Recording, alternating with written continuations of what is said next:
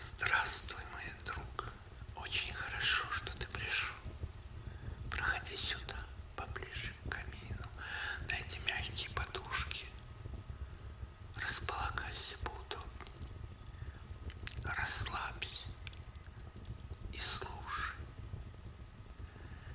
Сегодня мы читаем повесть Ореста Михайловича Сомова «Киевские ведьмы, не ведьмы, не ведьмы, не ведьмы». Молодой казак Киевского полка Федор Блысковка возвратился на свою родину из похода против утеснителей Малороссии ляхов. Храбрый гетман войска малороссийского Тарас Трезила после знаменитой Тарасовой ночи, в которой он разбил высокомерного Конецпольского, выгнал ляхов из многих мест Малороссии, очистив онные от коварных подножных. Подножек, раб, прислужник, припадающий к ногам. Гетман Брюховецкий писал царю Алексею Михайловичу: «Вашего царского пресветлого величества, благодателя мого, милостивого, верный холоп и наинижний подножек пресветлого престола, боярин и гетман верного войска вашего царского пресветлого величества Запорожского и Вашка Брюховецкий, польских жидов предателей.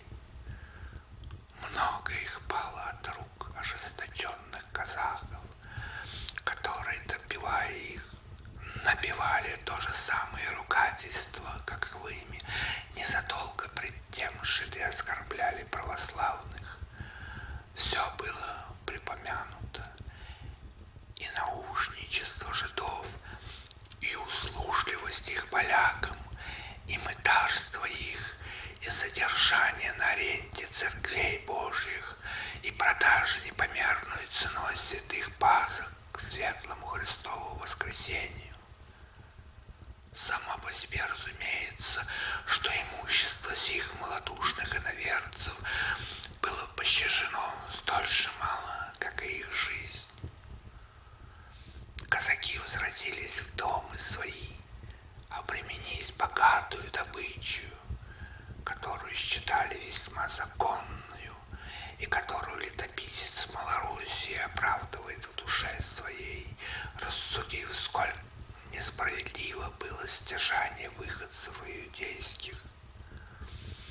Это было справедливым возмездием за утеснение, и в всем случае казаки, можно сказать, забирали обратно свою собственность. Те, которые знали Федора Блысковку как лихого казака, догадывались, что он пришел домой не с пустыми руками. И в самом деле, при каждой расплате с шинкаркой или бандуристами он вытаскивал у себя из кишени — это карман, целую горсть дукатов, а польскими золотыми только что не швырял по улицам. При взгляде на золото разгорались глаза у шинкарей и крамарей. Крамар — мелочный торговец красным товаром. А при взгляде на казака разгорались щеки у девицы-молодиц. И было отчего. Федора Блысковку недаром все звали лихим казаком. Высокий его рост с молодецкой осанкой, статное крепкое сложение тела, черные усы, которые он гордо покручивал, его молодость, красота и завзятость.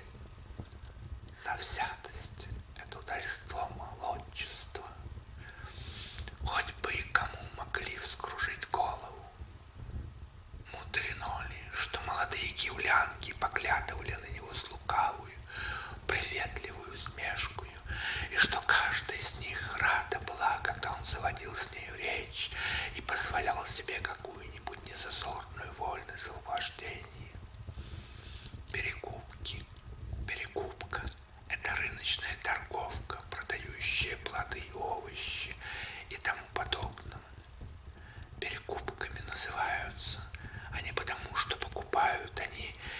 произведения дешевою ценой у сельских жителей и продают дороже в городе, на Печорске и на Подоле.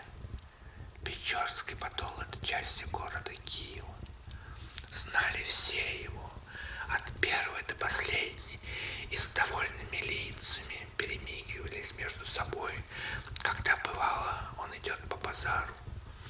Они ждали этого, как ворон крови, потому что Федор Блысковка из казацкого молодечества растаскивал у них лотки с кнышами, сластенными, либо черешнями. Кныши — род заек, славтены — оладьи, черешни — это небольшие сливы, похожие на французские мирабеллес, и очень сладкие. И раскатывал на все стороны большие вороха арбузов и дынь, а после платил за все втрое. Что так давно не видать нашего завзятого, говорила одна из подольских перекупок своей соседки. Без него и продаж не в продажу. Сидишь, а ни десятой доли в целый день не выручишь того, чем от него поживишься за один миг. Да того ли ему, отвечала соседка.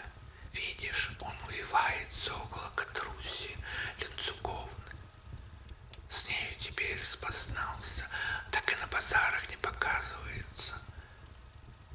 А чем Ленцуковна ему не невеста? Вмешалась в разговор их третья перекупка.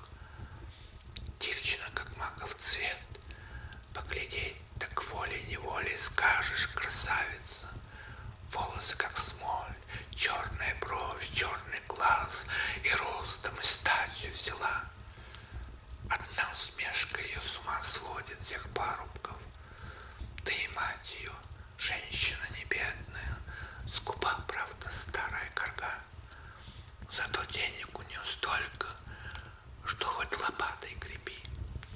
Все это так, подхватила первая, только про старую ланцужиху недобрая слава идет. Все говорят, наше место свято, будто она ведьма. Слыхала и я такие слухи, кумушка, заметила вторая. Сосед Панчоха сам однажды видел своими глазами, как старая ланцужиха вылетела из трубы и отправилась, видно, на шабаш. Да мало ли чего можно не рассказать, перебила ее первая. Вот у Петра Дзюбенко извела на корову. У Юрчевских отравила собак за то, что одна из них была Ярчук. Ярчук — это собака, родившаяся с 6 пальцами, и по малороссийскому поверью, имеющая природный дар узнавать ведьм по духу, даже кусать их. И узнавала ведьму по духу, а с Нечипором Браталием, поссорившись за огород, сделала то, что не приведи Бог слышать. Что такое? — вскричали с любопытством две другие перекупки.